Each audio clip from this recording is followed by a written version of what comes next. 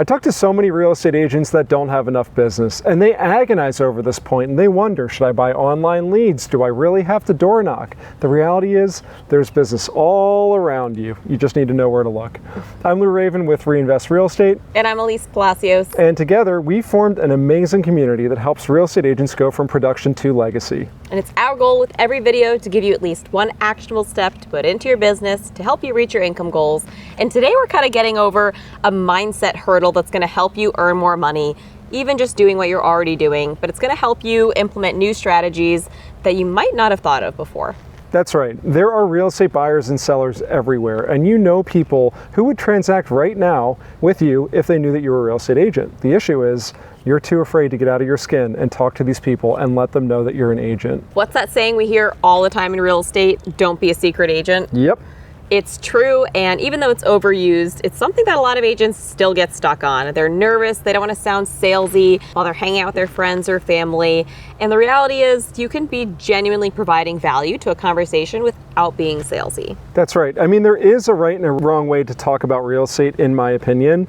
And to me, the right way is just being natural and being yourself. You don't have to overthink it and know 27 Tom Ferry scripts to kick off a cocktail party. I'm sure that stuff's helpful to some people, but just be a normal human and talk naturally about real estate. That's the very first topic that we're going to cover today. How to implement real estate into the conversations you're already having. So what do you do? I mean, what's the easiest way to work real estate into a conversation? I think it's so funny that agents get stuck on this particular topic because real estate is one of the things that naturally comes up in almost every conversation, whether you're a part of it or not. Literally everybody likes talking about real estate. Everybody. They're like, did you see that house that went up on this market, down the street? Did you hear that Tom just bought a new house? It was wild. They had a difficult time. My basement just flooded. I can't believe the sellers didn't tell me that there is an issue. Just natural life circumstances. So much of what people go through has to do with the home that they're living in or where they would like to move to. 100%. And there's an entire culture about real estate, home improvement, and TV shows about it. And, all these things that have made real estate just such an easy part of modern conversation. Mm-hmm. So how do you work in the fact that you're a real estate agent without saying, do you know anybody who wants to buy, sell, or invest in real estate today? My favorite way to do it is if you haven't seen somebody for a while, or even if you saw them a couple weeks ago, one of the first questions people ask is, how's it going and what's new? Or what did you do this past week? Natural conversation starters. And the easiest thing is instead of me choosing to reply back with something solely personal, like I went to the gym or, I saw my sister, I'll drop in the fact that this past weekend I was able to help a buyer get under contract who's been looking for almost 2 years with another agent, and I've just started working with them a couple weeks ago, and we were able to get their first offer we submitted under contract. So that sounds like you're just talking about the work you're already doing? Yep, and it's not bragging if it's true. And if I'm genuinely proud of it, why would I feel weird sharing something that's going on with my life with my friends? I'm going to take a segue down that rabbit hole. We weren't planning on talking about this, but I know that when I got into real estate, I felt very weird talking about my success. It actually took me years to get confident enough to even post on social media because I didn't want to come off like I was bragging. What I found with time, though, is that people who like you like seeing that you're successful. They like seeing you win. And even the ones that don't want to see you succeed are still watching, and they're still the ones who are going to be talking about you in other circles. Yeah, and they can go, bruh, right? We should probably bleep that on YouTube. But seriously, who cares about the people that don't like you? And it's natural to hear about your friend's promotion or their new job opportunity. So why is it weird to talk about our work when you're talking to your potential clients? Yep, totally agree. The other way that I like to work real estate into conversation is by simply asking somebody about their work, because in reply, they're going to ask you about your work. And that gives you a very easy layup to talk about whatever. It could be what you did this weekend with a buyer or a seller, a listing you're excited about, a showing that you did that you thought was really cool, a tough situation with a client. It could even be something just about the market in general and how you're learning all this new information about how appraisals work or how a home works or whatever. It doesn't matter where you are in your career, just have something prepared to talk about that's going to be clear, concise, and confident. And if you're brand new, don't feel like you have to be sharing client success stories. Yes. You don't necessarily need to be dropping in that you spent a lot of time training and learning things, because people don't love to hear that. But you can share information that you learned in a way that's valuable. Exactly. I love that. Mm-hmm. Okay, so step number one is learn how to talk about real estate naturally.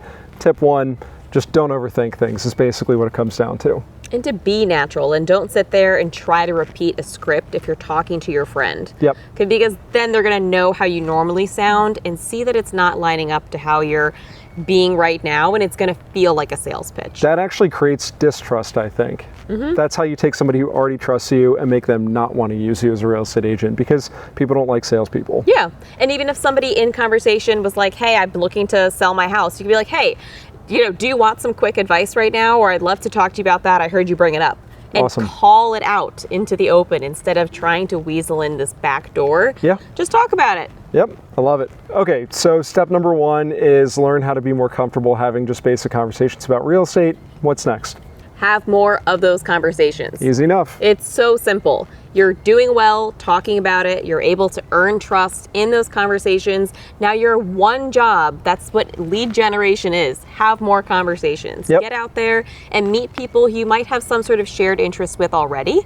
Or if cold calling and talking to cold leads is on your list, we've got trainings on that too. But the reality is, if you're not having more of those conversations and you're just at home waiting in the dark for somebody to pull in your driveway, come knock on the door and say, hey, Elise, could you come sell my house? Like, come on, that doesn't happen. And it's not that you have to go in and clock into a 9-to-5 job, but you have to leave the house in order to meet new people. And this part seems overwhelming. I think you've done really well at this. Thank you. I'm gonna laugh because I'm laughing because the very first real estate team I was on had a coach come in, and he was guiding all of us on our sales goals, and it was all brand new to me. And I'm a transplant. I'm not from Connecticut originally. I didn't have any friends because I got moved here for work, and I had 400 people that I managed, and I wasn't allowed to be friends with any of them. So I explained this to Brad and told him that I don't have a network at all. And he said, well, you need to stop being so lame. You need to go out and do things and meet some friends. And I was really offended by it. Like, honest to God, I was like, you're such a jerk. Like, but he was right. I hate to say it, but he was completely right. It's hard to make friends as an adult. It really I know. is. Like, normally a lot of your bonds and friendships comes from doing an activity together or school or college. Yep. And then when that filters off, you're left with your work group, which if you can't be friends with them, Exactly. that's a tough one. So I had nothing. So I had to start going out in social settings and meeting people and all of that. And it was a lot easier than I thought, because the reality is, most people in their late 20s and 30s have that exact same mindset and that exact same problem. People are starved for connection. They want friends, but they don't know how to create friendships. So you just have to find a way to get out of your own way and kind of get out of the house and do something. So it could be joining a club. Maybe you're into mountain biking or craft beer, or it doesn't matter what. Just pick whatever it is that you pickleball. That's a new thing, right? The kids are playing. Are the kids playing it, or is it the older generation? Older generation, which is that they come to that same They've got houses. Their kids grow up and they leave the nest. Right. And now they don't know what to do with their time. 100%. And a lot of those people are out trying to network with people in similar situations. Yep. And if you're in that room meeting everybody who wants to downsize and go snowbird half the year in Florida or to a warmer state, like, oh my gosh, gold. Exactly. Why aren't you there talking to them, providing value? Like, there are so many opportunities where you can just live your life and enjoy. And you might already be doing a lot of these things. So maybe it's a matter of, great, I'm part of all these clubs and activities. Now, how can I start bringing up the fact that I got into real estate or that I'm doing really well in it? Yep, and the way to do that is simply ask people how they're doing, how their work is, and then they'll ask you in return. So let's say you're talking to somebody and they're like, hey, I'm not looking to buy or sell right now. How can you make the most out of that conversation? Yeah, I mean, you can always just make it known that you help people all throughout the state, the area, wherever you live, and that you're always willing to help people with anything related to real estate. And that goes for everything from the front curb all the way to the fence posts in the back. I love putting it that way because it implies that you're a real estate professional. You're not just somebody who's here for a sale and to make a quick buck. You're here for anything related to home ownership. Mm-hmm. And I think it's extremely important for people to have that resource. I mean, I have people that I've known for 5 years that I've never helped buy or sell a house that have asked me 4 or 5 different times for contractor referrals, for a roof, a deck. I just got a message from the same person about a leak that he has, and he's got mold. He needs mold remediation and he needs a new staircase. Maybe he needs like a new house. It's like 4 referrals and a couple, maybe he needs a new house, right? I'm definitely getting that call though, is what I'm saying. When their family's ready to move, there's no way that I'm not getting a call from them. Now all I need to do is learn to ask him to refer me when he knows people that are looking to buy or sell real estate. Yep. And it could be as simple as incorporating that into your contractor conversation of, hey, I help with all sorts of things real estate related.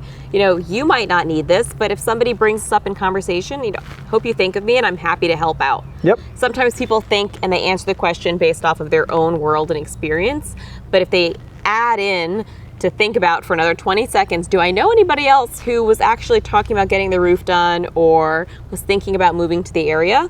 Then you might get a bunch of yeses that you just hadn't primed up to come out. Perfect. And one of the things that I love doing too is reaching out to people and asking if they need contracting work done. I have a few very good friends who are contractors, and one of them texted me maybe 2 months ago and said that his schedule was light and he asked if I knew of anybody who needed work done. So I messaged a ton of agents and a ton of homeowners that I knew, and I got him like 3 jobs right away, which obviously is great because he's my friend and keeps me in his good graces and all of that too when I need work done on my own house, but it also makes me a referral partner for him. He's going to think, hey, how can I give Lou business in return to help him grow his business?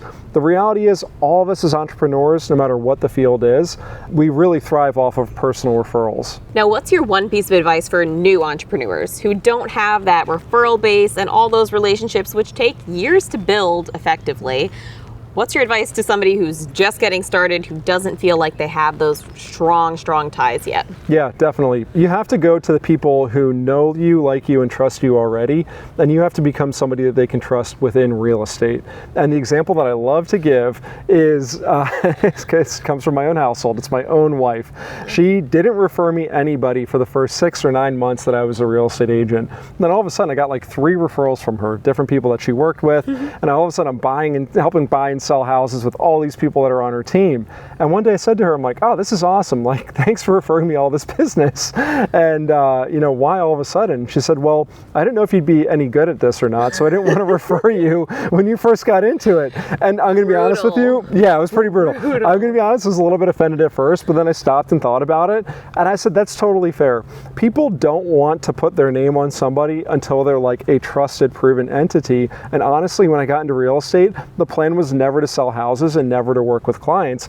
It was always to flip houses and buy more rental properties. So it's fair for her to not know whether or not I was going to be a good real estate agent. Well, I proved myself, and then I went on to earn a lot of referrals from my own wife. Good for you. I know, right? Good for the household. Well earned. And it doesn't have to take 9 months to earn trust.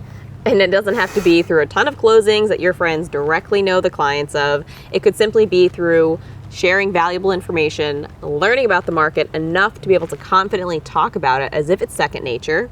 And if you don't already have a network or a place to get this information, hop into our REinvest Real Estate school community. We have so many scripts and trainings. We have a contractor script about how to reach out and have those conversations about adding to your contractor database and how to share that with potential clients and past clients. Yeah, there are like 4 or 5 different ways that you can use that contractor list to get business. It's pretty incredible. And the reality is, when I was new in real estate, no one taught me that it's as simple as learning the craft and teaching people about real estate. Teach them how a transaction works, do a buyer consultation, know how a home works, and provide value to people. That's it. It's as simple as that. If I learned that earlier, I probably would have gotten referrals from my own wife a lot sooner. We hope this video helped you get over whatever roadblocks you have when it comes to talking to more people and getting more business. If you found this video helpful, definitely subscribe to our REinvest YouTube channel. We put out a video every single week, and we always give you actionable content that can help you in your business that day. So get out there, have more conversations. We'd love to talk to you, so hop into the school community, shoot us a DM. We're in there answering questions directly all the time. Catch you in the next video.